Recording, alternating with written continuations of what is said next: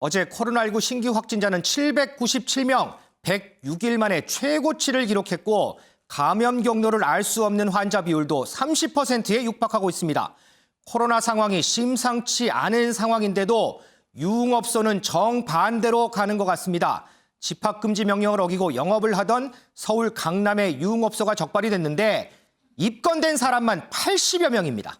관련 리포트 보고 얘기 시작하겠습니다. 어두컴컴한 복도 안에 수십 명의 사람들이 모여 있습니다. 경찰이 한 사람씩 인적 사항을 확인합니다. 누구랑 오셨죠? 전화번호 알려주세요. 그젯밤 집합금지 명령을 어기고 영업을 하던 서울 강남의 한 유흥업소가 경찰에 적발됐습니다. 첫 신고를 받고 출동했던 경찰은 특이점을 발견하지 못했지만 행인으로 위장해 주변에서 잠복했습니다. CCTV를 통해 도주하는 사람들을 발견한 경찰은 건물을 둘러싸고 각 층을 수색했습니다. 도망친 업주와 종업원, 손님들은 옥상과 계단 사이 화장실 등에서 발견됐습니다. 나오세요. 각 방에는 막 마시기 시작한 듯한 술병과 안주들이 고스란히 남아 있었습니다. 문을 잠그고 경찰을 막던 업주는 현행범으로 체포됐습니다.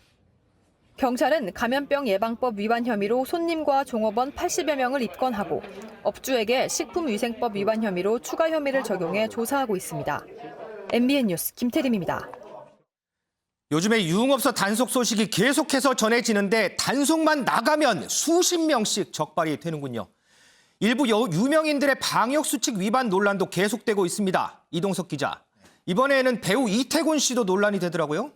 네, 그렇습니다. 이태곤 씨가 스크린 골프장을 찾았다가 방역수칙을 위반했다는 보도가 나왔습니다. 이태곤 씨 일행이 스크린 골프장에서 피자를 주문해서 실내에서 취식했다는 건데요. 이 매체는 서울시는 물론 강남구청이 신고를 받았다고 전했습니다. 이태곤 씨 소속사 즉각 반박에 나섰는데요. 방역수칙 위반과 관련해 연락을 듣지 못했다며 억울함을 전한 겁니다. 방역수칙 안내에 따랐는데 위반 사실이 전혀 없다고 이렇게 밝힌 이유, 바로 현재 거리 두기 2단계에 따라 체육시설에선 현재 음식 섭취가 안 되거든요. 그런데 그렇죠. 해당 스크린 골프장은 식당 허가증이 있어서 먹어도 된다는 안내를 받았다고 소속사 측은 밝힌 상황입니다. 그러니까 저 스크린 골프장이 식당 허가를 받아서 안에서 원래는 체육시설은 음식을 섭취하면 안 되는데 식당 허가를 받았기 때문에 음식을 섭취해도 된다는 안내를 받았다. 그렇습니다. 이 부분은 조금 확인을 좀 해봐야 되겠네요. 그렇습니다. 자, 이수아 기자. 블랙핑크 멤버 제니 씨도 뭐 논란이 되던데 이건 무슨 얘기예요? 네, 앞서 제니 씨도 이 방역수칙 위반으로 신고를 당했는데요. 발단은 지난 14일 파주의 한 수목원에 들렸다 찍은 사진들이었습니다. 이 사진을 보시면 7명 정도가 각각 아이스크림을 들고 있는 손을 모아서 찍은 겁니다. 이건 5인 이상 사적 모임 금지에 걸린다는 게 신고 요지였는데요. 이걸 본 누리꾼이 국민신문고에 민원을 접수한 거죠. 일단 신고가 들어온 만큼 방역당국은 위반 조사 중인데 아직 어떤 결론도 나오지 않았다고 밝혔고요. 만약 조사 결과 위반이 있었다면 마땅한 과태료를 물겠다라고 했습니다. 누리꾼들 반응은 좀 어때요? 뭐 제니 씨 외에도 연예인들 위반 사례 신고가 꽤 있었거든요. 네. 그래서 뭐 가수 지드래곤 씨도 이른바 턱스크를 하고 길거리에서 흡연하는 사진으로 신고가 된다든지 아니면 TVN 드라마 제작진 100여 명도 이 마스크 없이 찍은 단체 사진을 SNS에 올렸다가 문제가 된 적이 있습니다. 그래서 아무래도 누리꾼들이 좀 더 여기 신경을 쓰는 것 같은 느낌이 있습니다. 지금 연예인들의 사례 짚어봤는데요. 이 연예인들의 행동 하나하나에 너무 예민하게 반응하는 거 아니냐, 뭐 이런 지적도 있고요. 또 다른 한편에서는 공인이니까 누구보다 더 철저하게 지켜야 하는 거 아니냐, 뭐 이런 얘기도 있습니다. 방역 수칙 준수는요,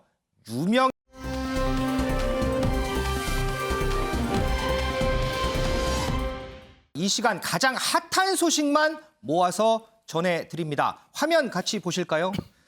자, 여기 보면 벨기에 대사군요. 벨기에 대사 얼굴이 있고 확 키운 사과문이란 키워드가 달렸습니다. 그리고 좀 무시무시한 화면이네요.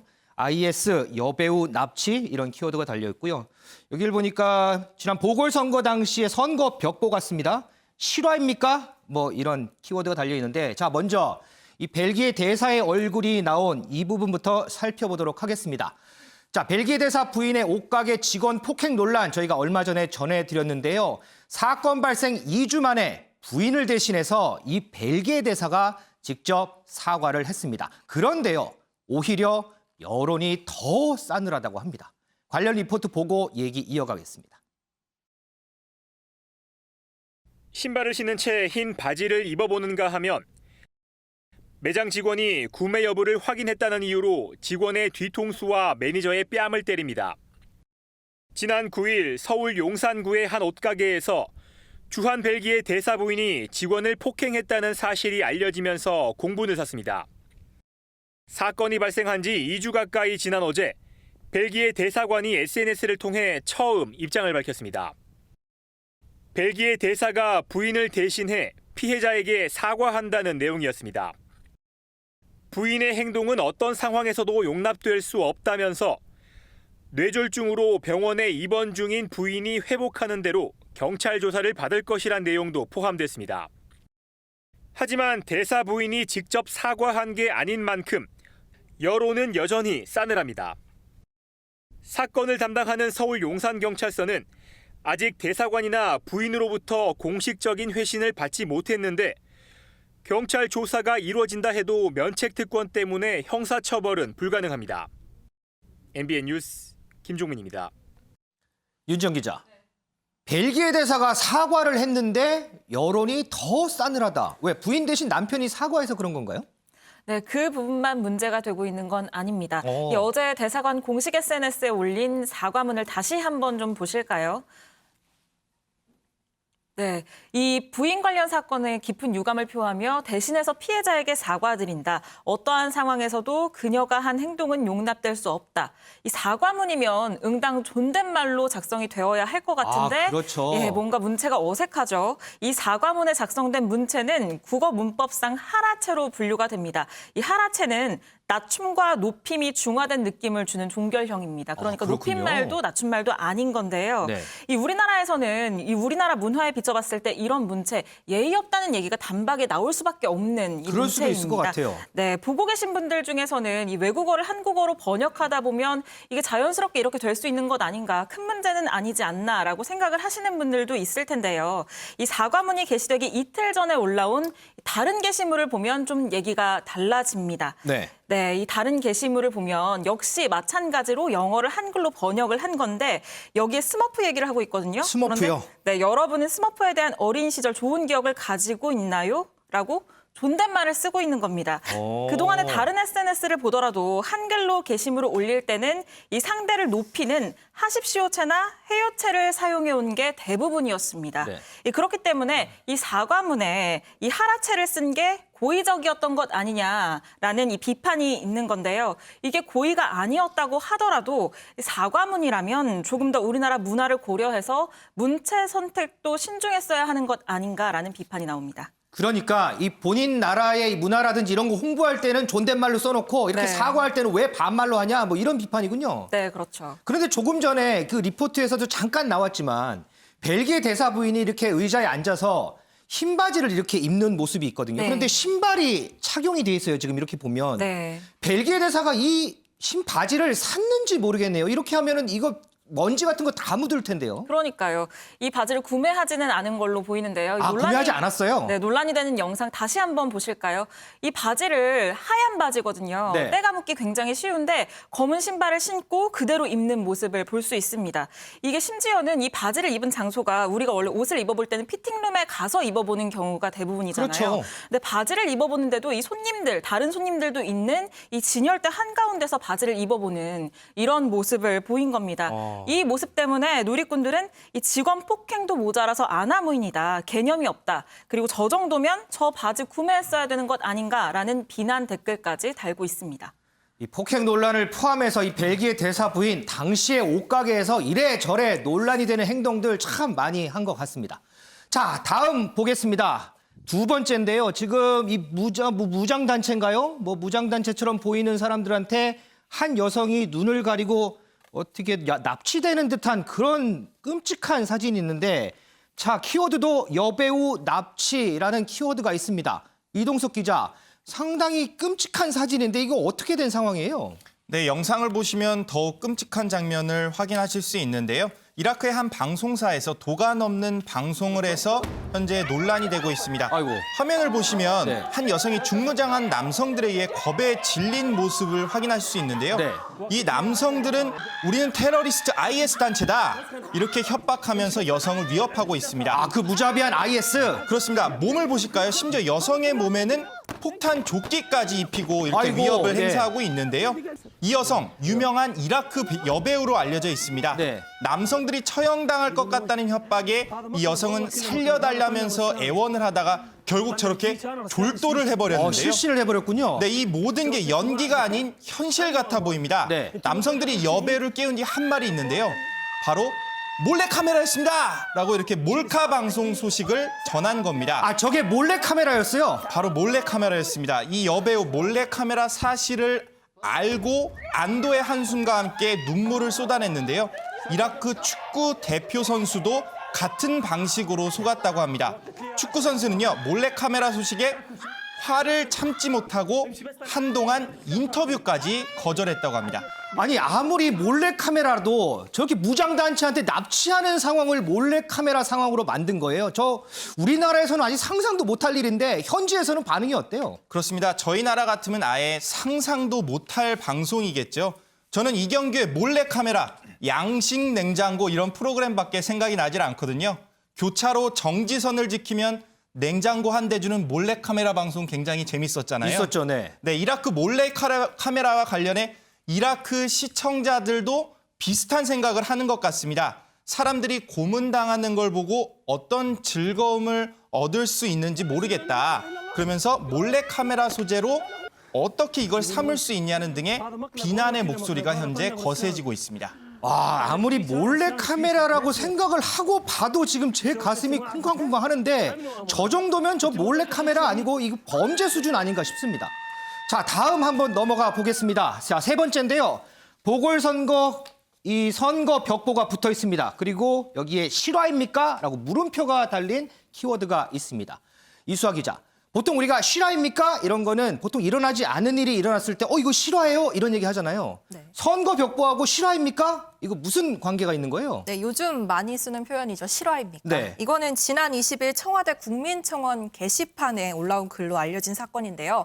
요약을 해드리자면은 한 13살 중학생이 일부 4.7 재보궐선거 후보들의 벽보를 훼손하면서 결국 공직선거법 위반 혐의로 소년부에 송치될 위험에 처했다는 겁니다. 중학생이 선거 벽보를 훼손을 했군요. 네, 그래서 공직선거법에 따르면 정당한 이유 없이 이 선거 벽보나 현수막을 훼손하면 2년 이하 징역 또는 400만 원 이하 벌금에 처해지는데 네. 이 학생의 경우에는 만 14세 미만 촉법 소년이기 때문에 이 형사처벌 대신 소년 송치가 된 거죠, 소년부에. 그래서 청원인은 아마 해당 학생의 부모인 것으로 추정되는데요. 네. 이게 실화냐 하면서 여기가 공산국가도 아닌데 선처를 해달라면서 다른 학부모들의 지지를 호소하고 있는 상황입니다. 본인들도 비슷한 나이대 비슷한 실수를 저질렀는데 그저 철없는 행동일 뿐이라는 거죠. 네. 이 소년부에 송치되면은 판사는 일단 감호 위탁, 보호 관찰, 소년원 송치 등의 처분을 내리게 되는데요. 다행히도 전과 기록은 남지 않는다고 합니다. 이 선거 벽보 훼손은 분명히 처벌 대상입니다. 하지만 그 대상이 청소년이니까 지금 소년원에 송치하는 게 너무 과한 거 아니냐 이런 의견도 있고 아니다, 과하지 않다 이런 의견으로 좀 갈리는 것 같습니다. 은영 위원님, 네. 이 부분은 어떻게 생각하세요? 네, 일단 재보궐선거 이번에 선거 위반 사범이 한 171명이라고 해요. 근데 이 중에서 42%, 72명이 벽보 훼손이에요. 그러니까 네. 상당히 좀 비중이 많이 차지하고 있는데 이번 재보궐선거 같은 경우 특히 이제 신지혜 후보라고 무소속 후보, 네. 여성 페미니즘을 표방한 후보 선거 벽보가 훼손이 돼가지고 논란이 일기도 했죠. 네. 그래서 여성 혐오냐 이런 얘기도 있었는데 이번 건은 그런 건 아닌 것 같고 중학교 학생들이 좀 재미로 장난으로 그냥 선거 벽보를 훼손한 것 같아요. 네. 그래서 경찰 입장에서 우리나라 이제 선거법 집행은 꽤 엄격하거든요. 그러니까 경찰 입장에서는 예를 들면 72명이나 되는데 누구는 송치 안 하고 누구는 송치하고 이렇게 이제 잣대가 다를 수 없으니 누구는 봐주고 누구는 안 송치를 봐주냐? 한다 이런 입장인 것 같은데 일단 누리꾼들 입장을 보면은 법이 있는지도 몰랐을 수 있는 애들한테 너무 처벌이 가혹하다, 좀 선처해야 되는 거 아니냐 하면 어려도 책임질 건 책임져야 된다. 뭐 이런 목소리도 나오고 있어요. 그래서 제 입장을 물으신다면 네. 저도 이제 뭐 중학생이지만 사실 이거 선거벽보 훼손하면 어떤 처벌을 받나 상당히 좀 중하거든요. 사실 그렇죠. 네. 2년 이하 징역 그리고 400만 원 이하 벌금이면 상당히 중한 형량이에요. 근데 이런 거 잘 모르거든요. 근데 학생들이 이제 장난으로 했는데 이걸 이제 물론 이제 기록에는 안 남는다고는 하지만 법원 소년부에 송치되면 전과 기록까지는 안 남아도 상당히 이제 굉장히 다가오는 그런 중압감이 있을 텐데 뭐 제 그냥 생각이라면 그냥 경찰에서 훈방 조치를 했으면 좋았을 것 같다. 그 대신 이제 단단히 알려줘야 되겠죠. 그랬으면 좋았을 것 같은데 이미 먼저 넘겼다고 하니까 그렇다면은 법원에서 소년부에서 저는 반성문 좀 쓰게 하고 뭐 사회봉사 활동 뭐 관련된 사회봉사 활동 좀 하게 하고 해서 이제 좀 훈방 수준의 그런 가벼운 좀 조치를 하고 앞으로는 그런 일들 못하게 이렇게 교육을 좀 시켰으면 하고요. 또 이제 걱정이 되는 게 예방이 중요합니다. 저 솔직히 몰라서 그랬을 수가 있거든요. 학교에서 선거 기간 중에 물론 투표 연령은 아닌데 그렇더라도 아이들이 그 중학생 정도면 요즘은 되게 똑똑해서 알 건 다 합니다. 그러니까 그런 걸 뭐 길게 가르칠 필요도 없거든요. 지금 선거 기간인데 이런 짓은 하지 말아야 된다라든가 뭐 학교 차원에서 하든가 학과 차원에서 하든가 그렇게 좀 그런 교육도 예방 조치도 좀 했으면 하는 바람입니다. 어쨌든 뭐 아직 중학생이니까 교육, 예방 차원의 선도가 필요하다 이런 의견이시군요. 그렇죠. 짧게요. 이현정 의원님은 어떻게 생각하세요? 그러니까 저는 이 정도 사안 같으면 사실 학교 쪽에 통보를 해서 학교 쪽에서 좀 교육을 하는 게 필요하지 않을까. 왜냐하면 저는 이 지금 학교가 지금 언택트 수업들 많이 하잖아요. 특히 이제 선거라는 것 자체가 민주 시민으로서 지켜야 될 여러 가지 의무와 책임들이 있는 것이거든요. 사실 이거는 교육의 장에서 해야 될 문제지. 사실 이 학생들의 문제를 지금 법원이나 사법기관에 저는 할 문제는 아니라고 봅니다. 자, 그렇다면 이 부분에 대해서 학교 측에 통보를 해서 학교 측에서 특별교육을 한다든지 이런 방식을 통해서 학생이 다음에 저지르지 않도록 해야지. 이거를 이제 법에 따라서 뭐 똑같이 원칙에 따라서 한다고 하죠. 물론 뭐 법이라는 게 하나의 원칙이지만 또 한편으로 보면 법이라는 것 자체가 보면 결국 이제 재발하지 않도록 하는 것도 상당히 중요하지 않습니까? 그럼요. 네. 그렇다면 저는 아마 그런 방식을 취했더라면 어떨까라는 생각이 듭니다.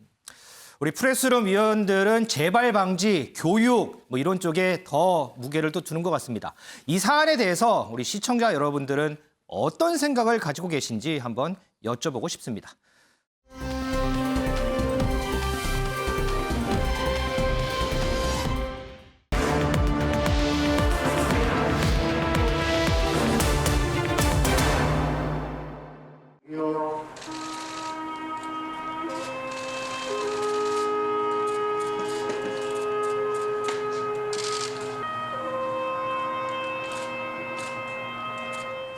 제가 그분들에게 사과의 말씀을 드릴 수 있는 적당한 곳이라는 생각이 들어서요.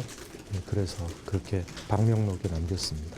현충원은 좀 적당한 곳은 아니라는 지적도 있거든요. 국민들께 드리는 말씀이었는데 뭐 별도의 뜻을 전달할 수 있는 기회가 있으면 그렇게 하겠습니다.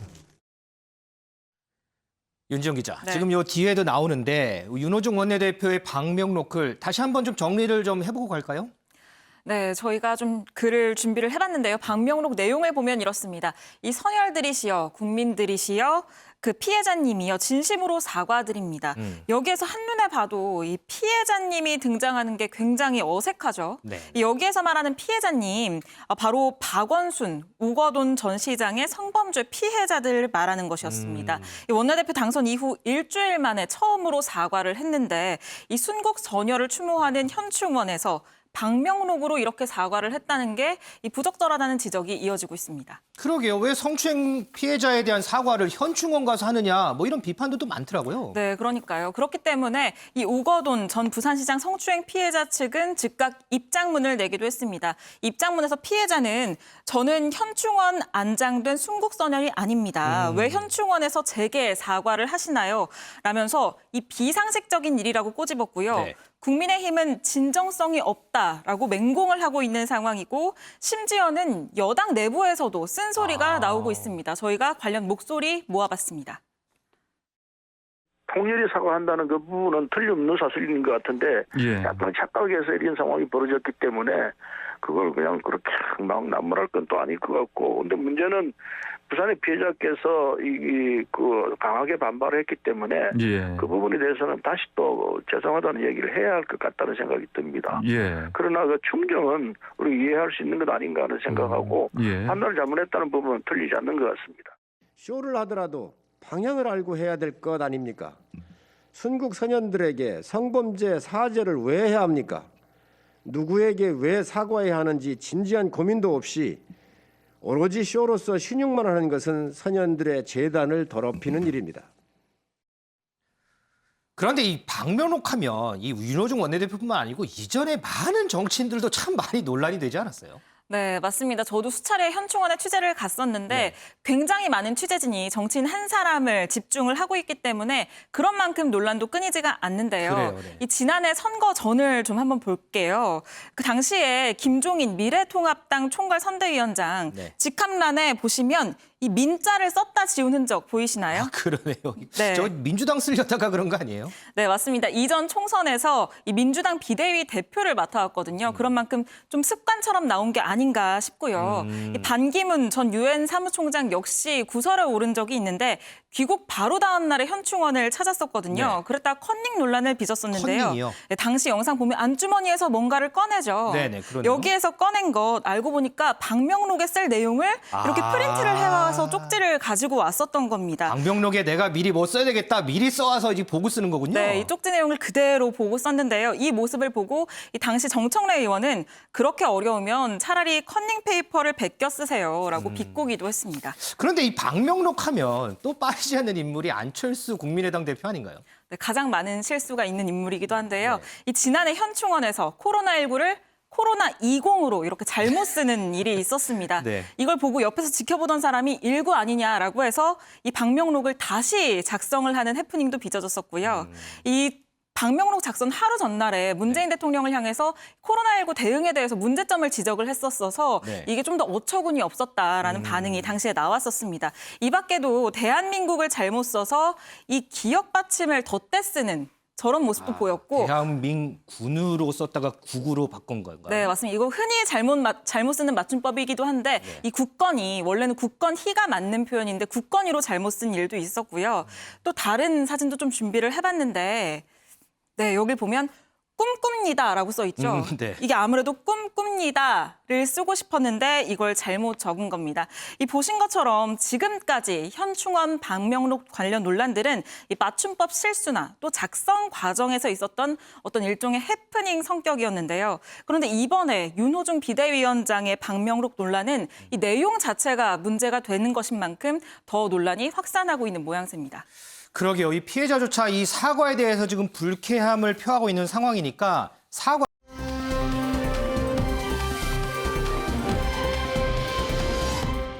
어제 민주당 윤호중 원내대표가 현충원을 찾아서 방명록에 이 성추행 피해자들에게 사과하는 글을 남겼다. 이 소식 어제 저희가 전해드렸는데요. 이 부분에 대한 논란이 계속해서 커지는 것 같습니다. 많은 관심을 받는 만큼 논란이 되기도 하는 이 정치인들의 방명록. 윤지영 기자와 백브리핑에서 다뤄보도록 하겠습니다.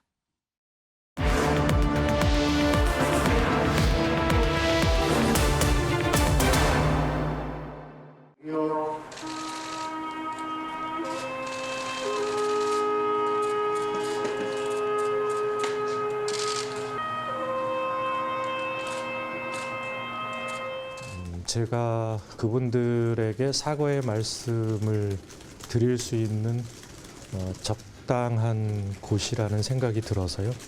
그래서 그렇게 방명록에 남겼습니다. 현충원은 좀 적당한 곳은 아니라는 지적도 있거든요. 국민들께 드리는 말씀이었는데 뭐 별도의 뜻을 전달할 수 있는 기회가 있으면 그렇게 하겠습니다. 윤지영 기자, 네. 지금 요 뒤에도 나오는데 윤호중 원내대표의 방명록을 다시 한번 좀 정리를 좀 해보고 갈까요? 네, 저희가 좀 글을 준비를 해봤는데요. 방명록 내용을 보면 이렇습니다. 이 선열들이시여, 국민들이시여, 그 피해자님이요. 진심으로 사과드립니다. 여기에서 한눈에 봐도 이 피해자님이 등장하는 게 굉장히 어색하죠. 네. 여기에서 말하는 피해자님, 바로 박원순, 우거돈 전 시장의 성범죄 피해자들 말하는 것이었습니다. 이 원내대표 당선 이후 일주일 만에 처음으로 사과를 했는데 이 순국 전열을 추모하는 현충원에서 방명록으로 이렇게 사과를 했다는 게 이 부적절하다는 지적이 이어지고 있습니다. 그러게요. 왜 성추행 피해자에 대한 사과를 현충원 가서 하느냐, 뭐 이런 비판도 또 많더라고요. 네, 그러니까요. 그렇기 때문에 이 우거돈 전 부산시장 성추행 피해자 측은 즉각 입장문을 내기도 했습니다. 입장문에서 피해자는 저는 현충원 안장된 순국선열이 아닙니다. 왜 현충원에서 제게 사과를 하시나요? 라면서 이 비상식적인 일이라고 꼬집었고요. 네. 국민의힘은 진정성이 없다라고 맹공을 하고 있는 상황이고 심지어는 여당 내부에서도 쓴소리가 나오고 있습니다. 저희가 관련 목소리 모아봤습니다. 통렬히 사과한다는 그 부분은 틀림없는 사실인 것 같은데 약간 착각해서 이런 상황이 벌어졌기 때문에 그걸 그냥 그렇게 막 남발할 건 또 아닐 것 같고, 근데 문제는 부산의 피해자께서 그 강하게 반발을 했기 때문에 그 부분에 대해서는 다시 또 죄송하다는 얘기를 해야 할 것 같다는 생각이 듭니다. 그러나 그 충정은 우리 이해할 수 있는 것 아닌가 하는 생각하고 판단을 잘못했다는 부분은 틀리지 않는 것 같습니다. 쇼를 하더라도 방향을 알고 해야 될 것 아닙니까? 순국 선현들에게 성범죄 사죄를 왜 해야 합니까? 누구에게 왜 사과해야 하는지 진지한 고민도 없이 오로지 쇼로서 신용만 하는 것은 선현들의 재단을 더럽히는 일입니다. 그런데 이 방명록 하면 이 윤호중 원내대표뿐만 아니고 이전에 많은 정치인들도 참 많이 논란이 되지 않았어요? 네, 맞습니다. 저도 수차례 현충원에 취재를 갔었는데 굉장히 많은 취재진이 정치인 한 사람을 집중을 하고 있기 때문에 그런 만큼 논란도 끊이지가 않는데요. 그래요, 네. 이 지난해 선거 전을 좀 한번 볼게요. 그 당시에 김종인 미래통합당 총괄 선대위원장 직함란에 보시면 이 민자를 썼다 지운 흔적 보이시나요? 아, 그러네요. 네. 저 민주당 쓰려다가 그런 거 아니에요? 네, 맞습니다. 이전 총선에서 이 민주당 비대위 대표를 맡아왔거든요. 그런 만큼 좀 습관처럼 나온 게 아닌가 싶고요. 이 반기문 전 유엔 사무총장 역시 구설에 오른 적이 있는데 귀국 바로 다음 날에 현충원을 찾았었거든요. 그랬다 컨닝 논란을 빚었었는데요. 컨닝이요? 네, 당시 영상 보면 안주머니에서 뭔가를 꺼내죠. 네네, 그러네요. 여기에서 꺼낸 것 알고 보니까 방명록에 쓸 내용을 이렇게 프린트를 해와서 쪽지를 가지고 왔었던 겁니다. 방명록에 내가 미리 뭐 써야 되겠다, 미리 써와서 이제 보고 쓰는 거군요. 네, 이 쪽지 내용을 그대로 보고 썼는데요. 이 모습을 보고 이 당시 정청래 의원은 그렇게 어려우면 차라리 컨닝 페이퍼를 베껴 쓰세요라고 비꼬기도 했습니다. 그런데 이 방명록 하면 또 빠지지 않는 인물이 안철수 국민의당 대표 아닌가요? 네, 가장 많은 실수가 있는 인물이기도 한데요. 이 지난해 현충원에서 코로나19를 코로나20으로 이렇게 잘못 쓰는 일이 있었습니다. 이걸 보고 옆에서 지켜보던 사람이 일구 아니냐라고 해서 이 방명록을 다시 작성을 하는 해프닝도 빚어졌었고요. 이 방명록 작성 하루 전날에 문재인 대통령을 향해서 코로나19 대응에 대해서 문제점을 지적을 했었어서 이게 좀 더 어처구니 없었다라는 반응이 당시에 나왔었습니다. 이 밖에도 대한민국을 잘못 써서 이 기억 받침을 덧대 쓰는 저런 모습도 보였고. 대한민군으로 썼다가 국으로 바꾼 건가요? 네, 맞습니다. 이거 흔히 잘못 쓰는 맞춤법이기도 한데 이 국건이 원래는 국건희가 맞는 표현인데 국건희로 잘못 쓴 일도 있었고요. 또 다른 사진도 좀 준비를 해봤는데 네, 여기 보면 꿈꿉니다라고 써 있죠. 이게 아무래도 꿈꿉니다를 쓰고 싶었는데 이걸 잘못 적은 겁니다. 이 보신 것처럼 지금까지 현충원 방명록 관련 논란들은 이 맞춤법 실수나 또 작성 과정에서 있었던 어떤 일종의 해프닝 성격이었는데요. 그런데 이번에 윤호중 비대위원장의 방명록 논란은 이 내용 자체가 문제가 되는 것인 만큼 더 논란이 확산하고 있는 모양새입니다. 그러게요. 이 피해자조차 이 사과에 대해서 지금 불쾌함을 표하고 있는 상황이니까 사과가 피해자에게 진심으로 다가가지는 않은 것 같습니다. 자, 윤 기자 수고했습니다. 자, 관련해서 얘기 좀 이어가 보겠습니다. 이수아 기자. 지금 윤호중 원내대표요. 지금 어쨌든 사과는 한 부분이고 그전에 보궐선거 이전이고 보궐선거 그 이후 민주당에서 계속해서 이제 사과를 했어요. 그런데 지금 피해자 입장에서는 불쾌감을 나타낸단 말이죠. 그렇다 그러면 사과의 횟수가 중요한 게 아니다. 이렇게 좀 분석을 해볼 수도 있지 않을까 싶어요. 네, 뭐 사과를 했나 안 했느냐 그 여부가 중요하지 않다고 피해자들이 거듭 강조를 하고 있습니다. 네. 고 박 전 시장 피해자 측이 낸 입장을 보면 이 무엇을 잘못했는지조차 밝히지 않은 사과는 공허한 메아리일 뿐이다. 사과의 진정성이 제로라고 말했거든요. 이 형식적인 사과로 넘어가려 하지 말라는 거죠. 또 오 전 시장 피해자 또한 더 이상 이 일에 대해서 생각하지 말아야지 다짐하다가도 이 민주당 지도부에서 약속했던 사건 진상 조사나 재발 방지 조치에 대해서는 감감무소식이다라면서 답답한 심정을 드러냈습니다. 이 정치적인 성격의 사과가 아니라 진심으로 우러나오는 사과와 후속 조치를 해달라는 이런 취지로 보입니다. 이 피해자들뿐 아니라 국가 유공자들도 윤 위원장 행동에 대해서 불쾌감을 드러냈는데요. 국가 유공자를 사랑하는 모임 국사모는 이 성명서를 통해서 현충원을 정치적으로 이용한 행태에 분노와 절망감을 느낀다고 비난했습니다. 이동석 기자. 그런데 이제 어제 방명록에다가 사과한 것뿐만 아니고 윤호중 원내대표가 이제 참배하는 과정에서 무릎 꿇은 부분도 또 화제가 되더라고요. 그렇습니다. 무릎 꿇는 경우 굉장히 이례적인 것 같은데요. 재보궐선거 이후에 당이 위기에 처해 있다는 걸 부각시키기 위한 행보가 아닐까 이렇게 풀이되고 있습니다. 과거 행보를 보면 더욱더 이해가 가실 건데요. 먼저 문희상 전 국회의장과 김종인 전 국민의힘 비상대책위원장의 과거 행보 한번 보고 오시겠습니다. 사랑하는 국민 여러분, 저희 민주당을 살려주십시오. 참회 3배를 올리겠습니다. 3배. 바로.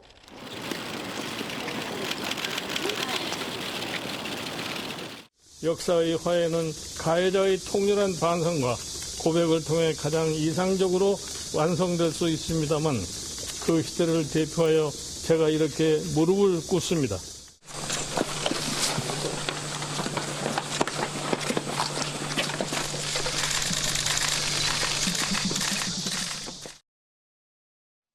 네, 절을 하고 무릎을 꿇는 이유, 바로 정치인들의 낮은 행보에는 다 이유가 있는 것으로 보이는데요. 바로 당이 어려움에 처해졌을 때 지지를 호소하면서 새롭게 태어나겠다, 이런 각오를 다지는 자리인 것 같습니다. 윤호중 원내대표는요, 어려운 정국과 국민에 대한 죄송함 등으로 나도 모르게 무릎을 꿇었다, 이런 소식을 전하기도 했습니다.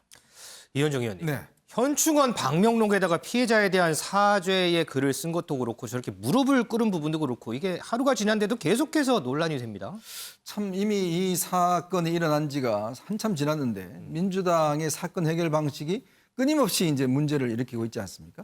처음 사태가 터졌을 때 피해자를 피해 호소인이라고 이야기를 해서 문제가 됐고요. 그랬었죠. 또 그다음에 이제 피해자들에 대한 진심 어린 사과가 없었던 부분들, 또 특히 지난 선거 과정에서 당시에 피해 호소인이라고 이야기했던 그 여성 의원들을 박영선 후보 측에서 선대위의 중요한 또 간부로 지금 해서 또 이제 나중에 사퇴를 하는 그런 일이 있었고요. 네. 지금 이번 선거 끝나고 난 다음에도 이제 이런 일이 있지 않겠습니까? 네. 저는요, 어떤 면에서 보면 어떤 사태가 터지는 거, 그거는 뭐 어떤 당에서 어쩔 수 없는 측면도 있을 겁니다. 그러나 그 이후에 어떻게 대응하냐에 따라서 빨리 해결할 수도 있고 문제를 끊임없이 키울 수도 있는 것 같아요.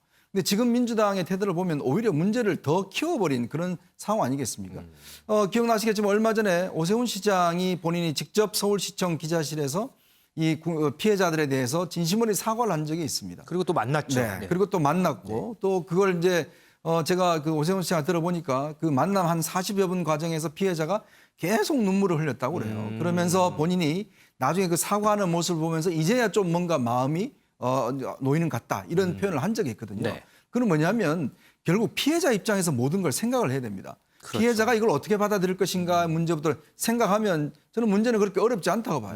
근데 문제는 지금 민주당은 오히려 그걸 자꾸 피하면서 그냥 뭔가 보여주기 식으로 자꾸 하다 보니까, 아니 뜬금없이 지금 저 현충원 가서 왜 방명록에 거기서 피해자 문제를 거론합니까? 만약에 사과를 할 것 같으면 정식으로 민주당 거기서 기자회견을 해서 피해자들한테 진심으로 사과를 하고 그분을 또 행동으로 표현하고 이렇게 했으면 문제가 없을 텐데 네. 문제는 이런 방식으로 자꾸 이제 비켜가려고 그러니까 자꾸 문제가 더 커지는 거거든요. 저는 그래서 지금도 마찬가지입니다. 이 윤호중 지금 이 대표가 이 부분에 대해서 이제 다시금 뭔가 본인이 정말 마음속에 나오는 것들을 했다라고 이야기는 하지만 네. 저는 아직까지도 좀 멀은 것 같아요. 그렇다면 정말 민주당이 이 문제를 풀 생각이 있다라면 정말 피해자를 직접 만나서 피해자에 대한 이야기를 듣고 또 그리고 또 행동으로서 어떤 조치를 해야 될지 이런 부분들 하는 과정 속에서 문제를 풀어야지 자꾸 이렇게 보여주기식으로 말로만 풀려고 해서는 저는 안 된다고 봅니다. 그럼 이 문제는 어떻게 보세요? 무릎을 꿇은 부분 상당히 이건 이례적인데 이 부분 갖고도 여러 가지 말들이 많더라고요. 그러니까 어떤 면에서 절박한 심정에서 저런 행동은 뭐 했다고 보는데요. 문제는 결국 정당이라는 건 행동을 통해서 보여줘야 되는 거 아니겠습니까? 그렇죠. 자, 그러면 지난 선거 때 왜 그런 민주당이 패배했는지 그 원인에 대한 어떤 고찰을 하고 그걸 고쳐야 되는데 지금 윤호중 원내대표 같은 경우는 사실 이 문제가 지난 4.15 총선 이후에 여당이 독단적으로 국회를 운영해왔다. 그리고 이런 측면들이 크거든요. 그럼 본인이 그 법사위원장을 하면서 그런 역할들을 사실 해왔고 네. 지금 상임위 같은 경우는 모두 다 독식을 하고 있지 않습니까? 그렇죠. 그렇다면 그거부터 해결을 하는 것. 이런 것들이 실질적으로 행동으로서 보여지는 것이지 무조건 저렇게 무릎을 꿇는다고 해서 저는 그것이 해결될 문제는 아니라고 봅니다. 지금 중요한 것은 정말 진정으로 어떤 화합의 정치, 상생의 정치를 풀어나가겠다는 구체적인 조치를 어떤 걸 하겠냐. 바로 거기서 저는 진정성이 나온다고 봅니다. 자, 이동석 기자. 그런데 반대로요. 저 국민의힘의 주호영 당대표 권한대행은 또 오늘 또 어떤 소란스러운 일이 있었더라고요. 네, 그렇습니다. 국민의힘 지도부를 비롯한 국민의힘 의원들이 대법원을 찾았는데요. 국민의힘 의원들은 김명수 대법원장의 사퇴를 촉구하면서 사퇴 촉구 기자회견을 대법원에서 열었습니다. 김명수 대법원장의 차량이 보일 때 사태가 발생을 했는데요. 바로 국민의힘 의원들이 차를 멈추려고 다가갔고 경찰이 이것을 제지하는 상황에서 충돌이 발생했습니다. 먼저 당시 상황 영상으로 저희가 준비해봤습니다. 까지 네 단계로 초보석 승리를 하다 보니까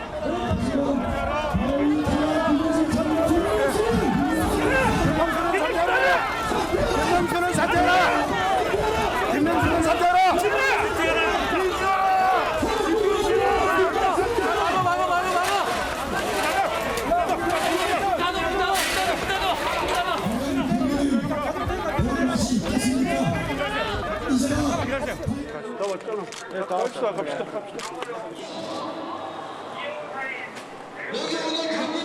다시 한번 사퇴할 것을 정중하게 그리고 강력하게 요구했습니다. 사법부의 위상이 추락하는 일이 없도록 해주시기를 바랍니다. 이상입니다. 네, 방금 전 영상 보셨지만 굉장히 심한 욕설도 나오는 상황이 발생을 했는데요. 의원들 수십여 명이 엉켜서 경찰과 충돌하면서 경찰의 제지에 어떠한 상황도 하지 못하는 아주 굉장히 심한 상황이 발생했습니다. 경찰이 국회의원을 때린다 이런 목소리도 나왔는데요. 예, 집회에 참석한 김기현 권성동 의원은 충돌 직후 김 대법원장과 결국 면담을 진행을 했습니다. 결국에 면담을 했군요. 그렇습니다. 김 대법원장은요, 이 자리에서 그동안 일어난 일에 유감스럽지만 직을 걸어야 할 일은 아니다. 그러면서 국민의힘 의원들의 사퇴 요구를 거부한 것으로 현재 전해지고 있습니다. 자, 지금 여야 지도부 상황 짚어봤는데요. 어제요, 이철희 청와대 정무수석이 국회를 찾아서 이 여야 지도부를 예방을 했습니다. 그 모습 저희가 영상으로 준비했는데 먼저 보고 얘기 이어가도록 하겠습니다. 안녕하세요.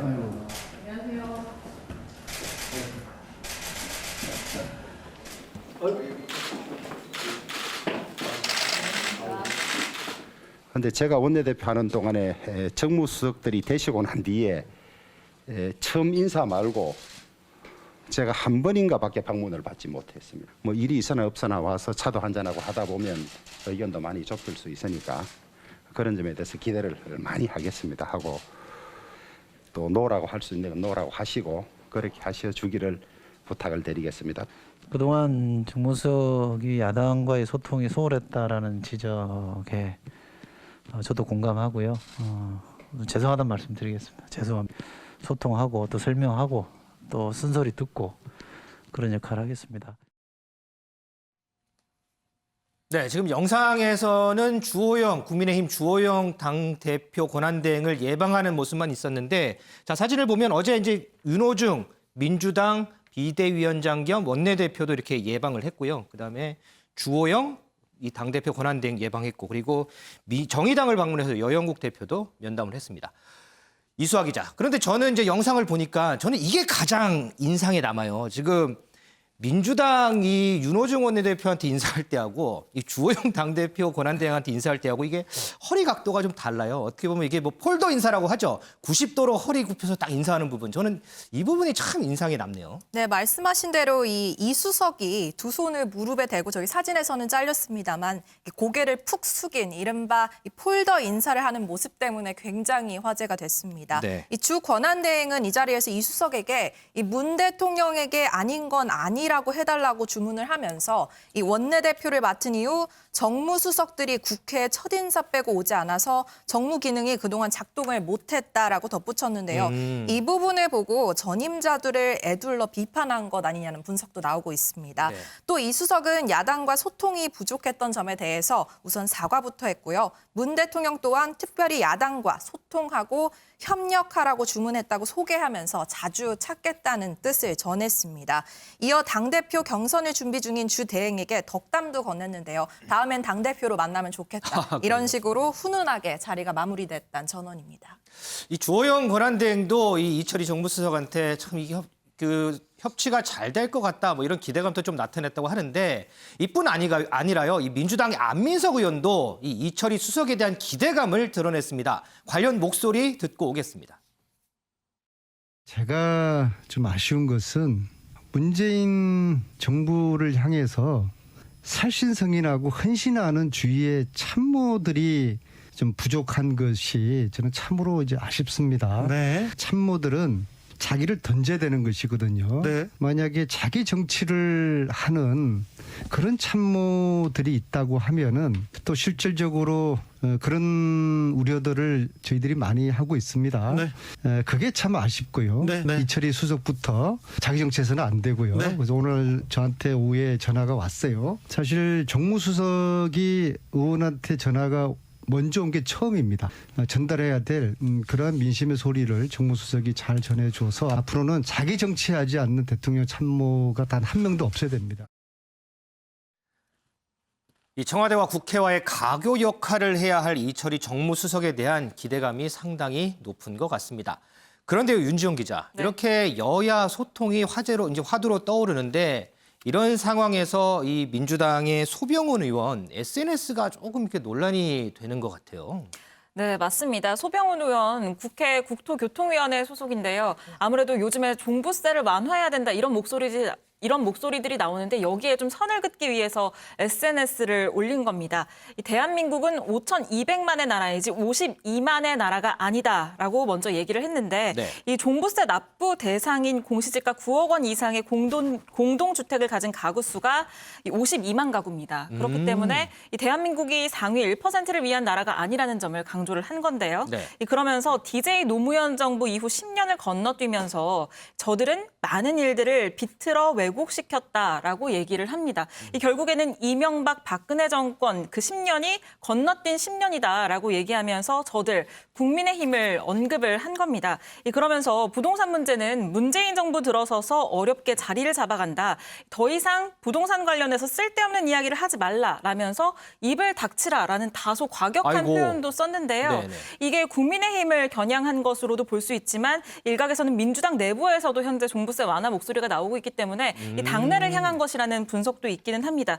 하지만 분명한 건 이 야당의 입장과는 전혀 반대되는 입장의 SNS를 올렸다는 거겠죠. 네. 그리고 2시간 뒤에 당신은 머슴입니다. 아직은 주인이 아닙니다. 이제부터가 시작입니다. 라는 글을 올렸는데요. 그러니까 종부세 완화와 관련해서 이 종부세 완화 목소리를 내는 인사들을 향해서 이 머슴이다. 입 다물라라고 메시지를 던진 겁니다. 그런데 오늘 아침에 보니까 좀 다른 글이 또 올라와 있던데요. 네, 맞습니다. 다소 거친 발언으로 좀 논란이 되자 오늘 오전에 내용을 좀 풀어서 썼습니다. 이 머슴 관련 내용이었는데 네. 이 나라의 주인은 국민이다. 국론을 받드는 선출직이나 공직자들은 주인에게 일을 위임받은 머슴이다라고 글을 올린 취지에 대해서 좀 풀어서 설명을 했습니다.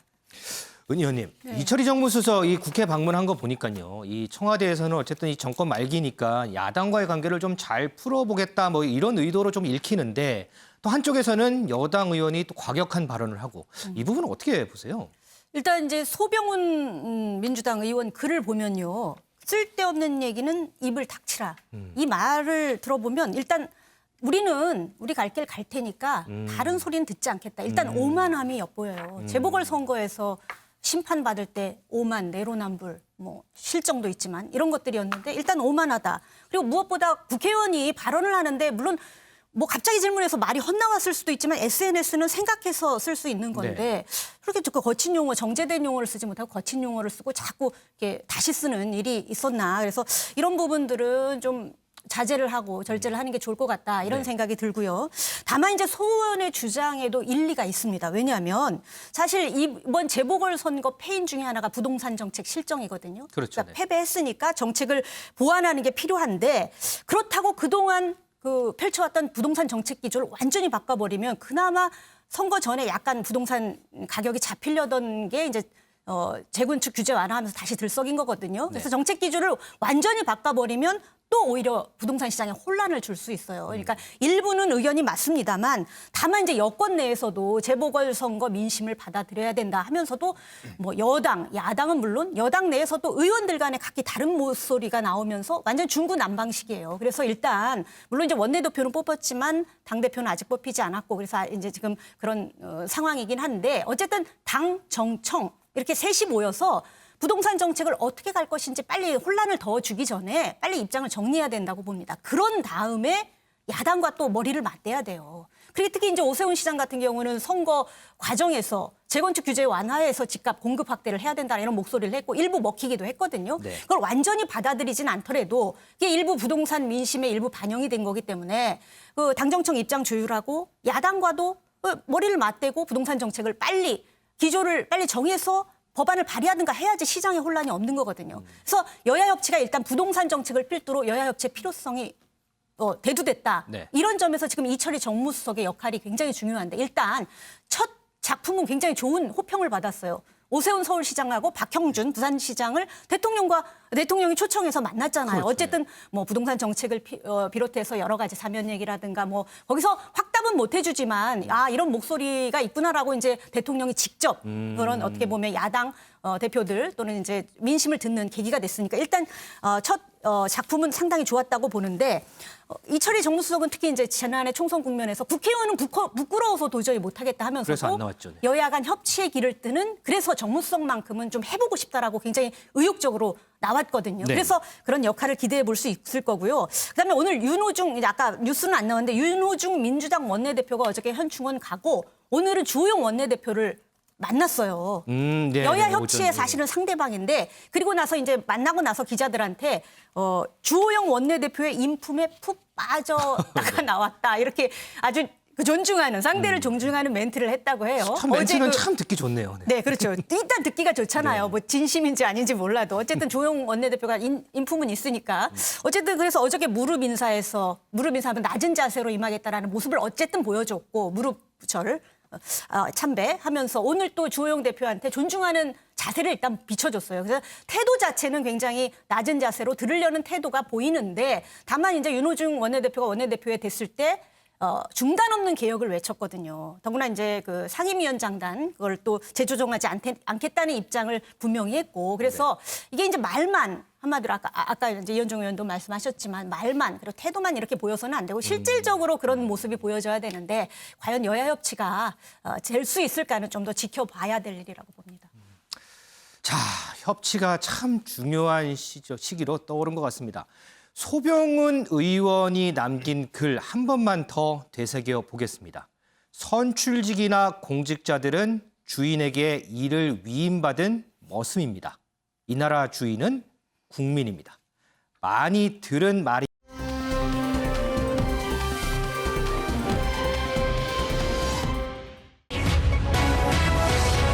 양강 구치기 속 정권 교체냐, 정권 재창출이냐. 자, 현재까지 여론조사상으로 보면 차기 대권 주자는 윤석열 전 총장 그리고 이재명 경기지사 양강 구도로 흘러가고 있습니다. 이는 곧 정권 교체냐, 정권 재창출이냐의 문제로도 볼 수 있을 것 같습니다. 윤지영 기자, 네. 이에 대한 국민들 생각은 어때요? 네, 지난 19일부터 21일까지 사흘 동안 이 조사를 해봤습니다. 전국 지표 조사 결과인데요. 이 차기 대선 주자 적합도를 좀 보면 이재명 경기도지사는 25%를 차지를 했고 이 윤석열 전 총장은 22%로 나타났습니다. 네. 이전 주와 비교했을 때는 1%포인트씩 각각 떨어지긴 했지만 어쨌든 양강 구도를 굳힌 모양새고요. 윤 전 총장이 오차 범위 내에서 3%포인트 뒤처지고 있는 것으로 조사가 됐습니다. 그런데 재미있는 건 이 같은 여론조사에서 정권 교체의 필요성에 대해서도 한번 물어봤거든요. 네. 여기에는 뭐라고 답을 했냐면 이 제1야당으로 정권 교체가 되어야 한다라는 응답이 37%로 가장 많았습니다. 이 두 번째는 이 정권 유지로 31%로 나타났고요. 제3세력으로 정권 교체가 필요하다는 응답이 23%를 차지했는데요.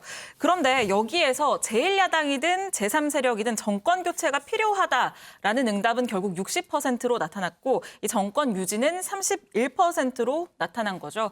정권 교체를 해야 된다는 응답이 정권을 유지해야 한다는 응답을 압도하는 것으로 조사가 됐습니다. 이현정 의원님, 지금 이 여론조사 결과를 보면 정권 교체를 해야 한다는 응답이 60%거든요. 그렇다면 정권 교체를 해야 하는 대상, 지금으로서는 어쨌든 윤석열 전 총장 아니겠습니까? 그렇죠. 윤석열 총장 지지율은 지금 한 20%, 뭐 다른 조사에서는 30% 초반까지 나옵니다. 이 여론하고는 괴리가 조금 숫자상으로 보면 괴리가 좀 있는데 이 부분은 왜 괴리가 좀 생기는 건가요? 뭐 아직까지 이제 야권의 후보가 뭔가 단일화되지 않았기 때문에 여러 가지 어떤 선호도 면에서 이제 좀 차이가 나는 것 같아요. 문제는 이제 앞으로 1대1 대응을 했을 때 그때는 이제 이 지표가 어떤 면에서 보면 좀 많이 반영이 되겠죠. 네. 지금 같은 경우는 이제 여러 명의 후보에 대한 선호도가 다르게 나타나고 있지 않습니까? 그럼에도 불구하고 윤석열 전 총장이 이제 그 중에서도 그래도 압도적으로 선호도가 높은 상황이기 때문에 네. 이제 저는 지지도와 지금 현재 필요성 없다라는 생각이 들고요. 문제는 이제 이게 정권 교체를 해야 된다는 비중이 점점 높아져 간다는 것 자체가 민주당이 굉장히 유심히 봐야 될 것 같습니다. 그렇죠. 네. 지난 4.7 재보궐선거를 통해서도 1차적으로 이제 경고성 있었고요. 네. 지금 여론조사도 마찬가지거든요. 결국은 지금 국민들이 제일 중요시하는 게 민생의 문제가 가장 중요하거든요. 그럼요. 그중에서 특히 집값 문제가 바로 백신 문제입니다. 지금 뭐 각 나라가 지금 백신 뭐 지금 집단 면역한다고 지금 하는 나라도 있는 상황인데 사실 우리나라가 어떤 모든 면에서 최근에 들어서 100등 이하로 내려가 본 적이 없습니다.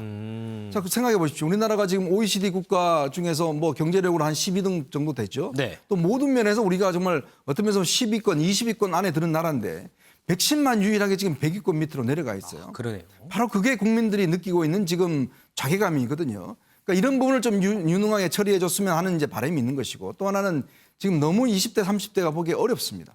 그렇다면 이것에 대한 좀 희망을 갖게 만들어 달라는 것인데 만약 그것에 대한 비전이 없으면 아마 이런 여론조사 추이는 내년 대선까지도 이어질 가능성이 높습니다. 그렇지만 여당이 어떤 면에서 보면 각성을 해서 특히 집값 문제라든지 이 백신 문제를 정말 획기적으로 한다라면 저는 여당한테도 충분히 기회가 있다고 봅니다. 그렇기 때문에 지금 남은 기간 이게 결국 짧지 않습니다. 굉장히 중요한 기간이고 이 기간 내에 양쪽이 어떤 면에서 보면 이런 국민들의 요구를 어느 쪽이 더 이 충실히 수행하느냐 저는 거기에 관건이 있다고 보는 거거든요. 그렇다면 지금 여당이 자꾸 예를 들어서 우리가 기존에 하던 대로 그냥 계속 개혁하겠다. 우리는 그냥 가겠다. 이런 것보다는 정말 국민들의 민심이 어디에 있는지 이걸 살피고 그것들을 해결하는 데 저는 우선적인 정책의 우선순위를 둬야 된다는 생각이 듭니다.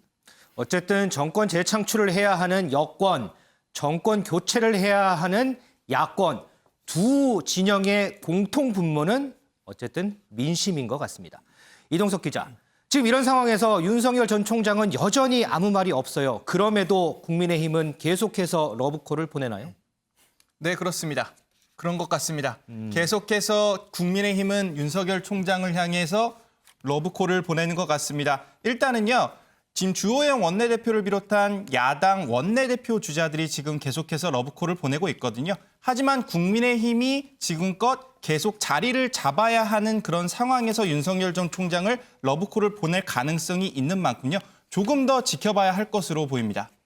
이수아 기자, 그런데요. 지금 노무현 정부 때 청와대 홍보수석 지냈던 조규숙 교수가 윤 전 총장을 언급을 했던데 그런데 이 언급이 들어보니까 좀 뉘앙스는 좀 이상한 것 같아요. 네, 이틀 전 장문의 SNS 글을 올렸는데요. 이 조 교수는 민주당의 쇄신 방향에 대해서 조언하면서 윤석열 전 검찰총장을 꼬집어서 언급했습니다. 이 민주당이 윤석열 전 검찰총장을 건드려서 키웠다라고 평가를 했는데요. 네. 조 교수는 윤 전 총장이 기업 대표를 지낸 안철수 대표나 평생 소신 없이 공직을 역임한 반기문 전 총장과는 다르고 신념과 철학을 가진 공직자이기 때문에 자신이 자꾸만 건드려서 키우지 말라고 수없이 경고했다는 겁니다.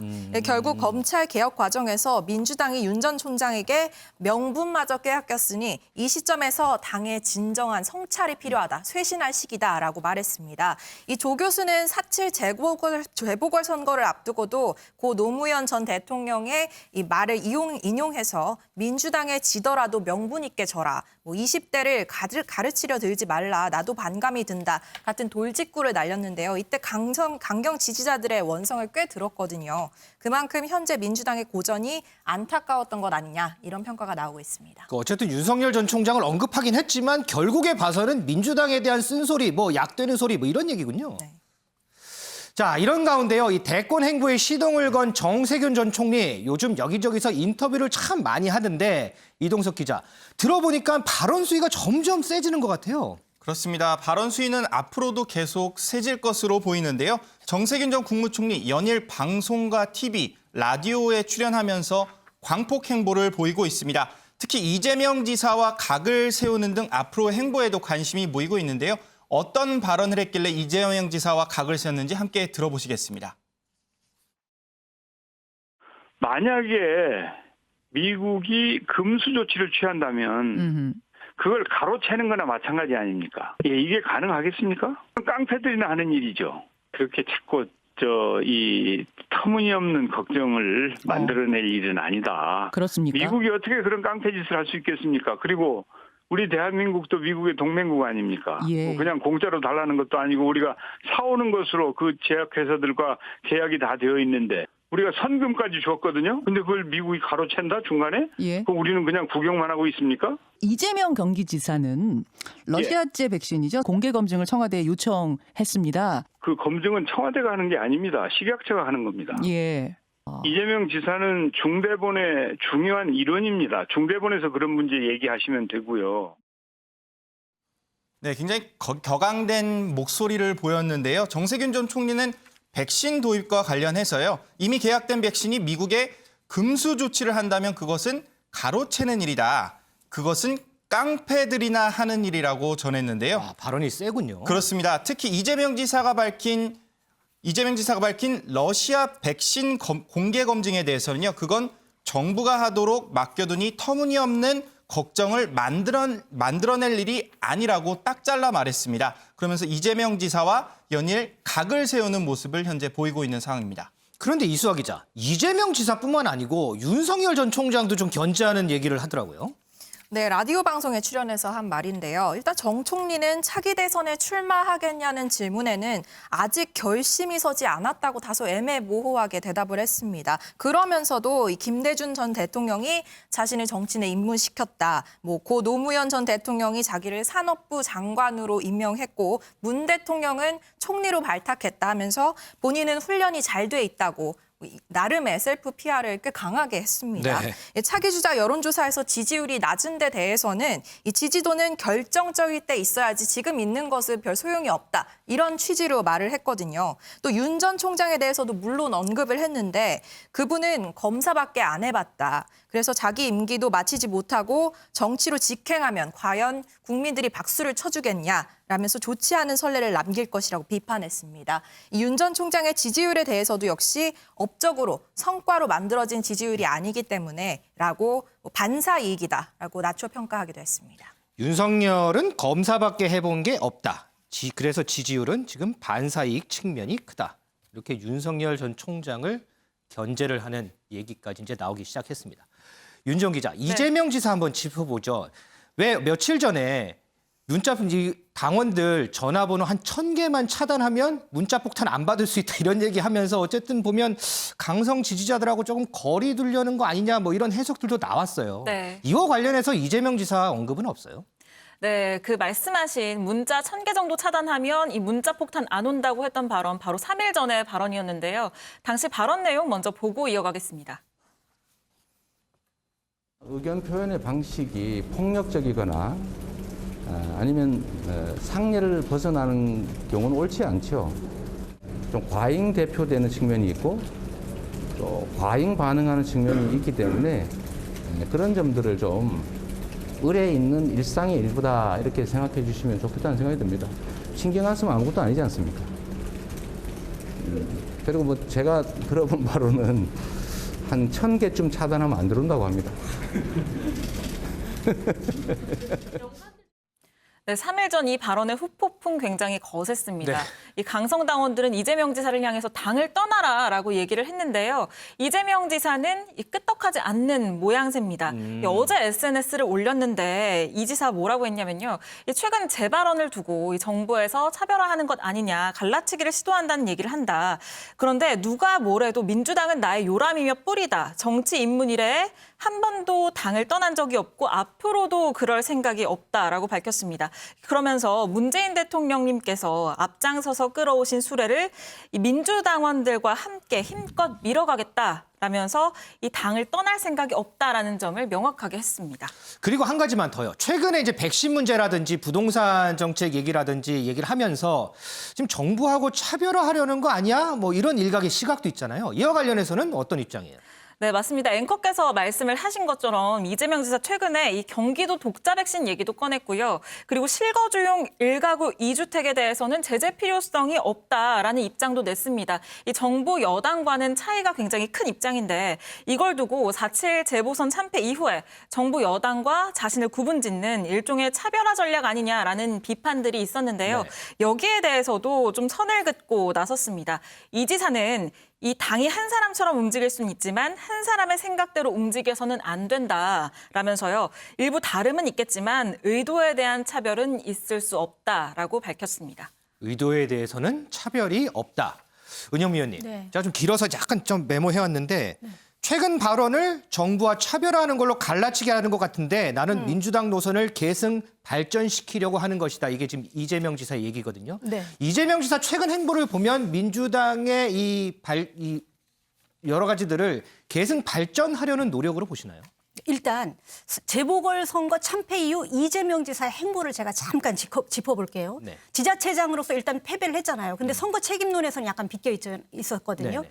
그렇지만 대권의 유력 민주당의 제1위 주자로서 가만히 있을 수 없기 때문에 지원도 나섰고 사실 그랬기 때문에 책임을 느낀다 이런 입장을 밝히고 나서 지난주에 제가 말씀을 드린 것 같은데 한 일주일 동안 SNS 활동을 전혀 안 했어요. 안 했었죠. 네. 네. 그동안에 이제 당에서는 어떤 일이 있었냐면 선거 패인이라든가 앞으로 쇄신 방향을 놓고 당내에서 뭐 치문 책임론도 나왔고 거기서 문자 포탄 얘기도 나왔고 조국 사태 얘기도 나왔는데 그래서 갑론을박했거든요. 네. 근데 그동안 이재명 지사는 잠잠했죠. 침묵을 했죠. 한마디로. 왜냐하면 굳이 이제 여기서 말을 했다가는 뭐 친문 책임론에 대해서 한마디 또 해야 되고 그러다 보면 그렇잖아도 안 좋아하는 친문 강성파들이 이재명 지사를 더 공격할 게 뻔하고 갈등만 깊어지니까 네. 그랬는데 이제 그러다가 지난 화요일이었던 것 같아요. 그 국회 토론회가 있었는데 그게 뭐 어떤 토론회였냐면은 경기도 주최로 하는 청소 경비 노동자 휴게시설 개선 토론회. 이게 네. 이재명 지사 주최로 하는 것에서 여당 의원들이 많이 와서 뭐 눈도장도 찍고 이랬는데 그때 이후로 이제 이재명 지사가 한 일주일 동안 침묵하다가 목소리를 본격 내기 시작합니다. 제가 그때 이제 그 조용하던 시절에 뭐라고 했냐 부자 몸조심 같다 이런 네, 얘기도 그랬었죠. 사실 했었는데 그때 이제 SNS뿐만 아니라 이제 인터뷰도 했더라고요. 인터뷰를 통해서 이제 본격적인 목소리를 낸 건데 예를 들면 이제 문자 폭탄에 대해서도 과잉 대표되고 있다. 뭐 그래서 1000개 정도 차단하면 된다 이런 얘기했고 뭐 스푸트니크 백신 얘기도 했고 그다음에 부동산 정책도 실소유라면은 2주택은 허용해야 된다. 그다음에 또 하나가 중요한 게 윤호중 원내대표는 중간 없는 개혁을 외쳤잖아요. 근데 자기가 다른 목소리를 낸 게 뭐냐면은 개혁은 좋은데 실용적인 민생 개혁이어야 된다라고 굉장히 그 약간 차별화된 목소리를 낸 거예요. 그래서 우리 일반에서는 뭐 친문 지지층은 뭐 비판하고 또 일각에서도 본격적으로 정책 차별화에 나섰다라고 했지만 본인은 그게 아니다. 뭐 다름이다라고 얘기했죠. 차별화가 아니고 다름인데 갈라치기 한다. 한마디로 이간질한다. 이런 얘기를 하는데 근데 이제 아버지를 아버지라 부르지 못하고 이런 것처럼 차별화하고 다름하고 뭐가 다른지 모르겠는데 사실 차별화는 차별화죠. 근데 이재명 지사 입장에서는 차별화를 차별화로 부르지 못하는 지금 사실은 유력 주자이면서도 친문 지지층으로부터 적극적인 지지를 못 받는 그런 어떤 당내 입지가 반영된 그런 게 아닌가 이런 생각이 들고요. 다만 좀 바뀐 대권 주자라면 자기의 목소리를 낼 수 있어야 된다고 생각합니다. 차별화된 목소리를 내서 민심을 반영해야죠. 잠깐 한 10초, 20초, 한 30초 정도 남았는데 네. 정세균 총리가 지금 발언이 갑자기 세졌어요. 네. 어떻게 보세요? 일단 지지율을 좀 올리기 위해서 하는 거겠죠. 지지율 근데 지금 뭐 2% 아까 나왔지 않습니까? 그걸 최대한 제가 볼 때는 아마 다음 주까지는 한 5% 이상 올려줄걸요. 아, 이 발언으로요? 네, 그렇죠. 그래야지만이 본인이 대권 주자로서의 어떤 위치를 좀 확보할 수 있을 것이고. 근데 한 가지 좀 의문은 그럼 국무총리 계실 때 좀 백신 문제 깔끔하게 해결했으면 좋았을 텐데 지금 나와서 사실 미국이 지금 국방수권법에 따라서 지금 다 막고 있는 거 아니겠습니까? 그걸 깡패라고 그러면 어떡하겠습니까? 자, 이 대선 주자들 간에 주고받는 말폭탄 앞으로 더 강도가 세지지 않을까 하는데 여기서도 빼먹지 말아야 할 건 바로 있습니다. 바로 말의 품격입니다.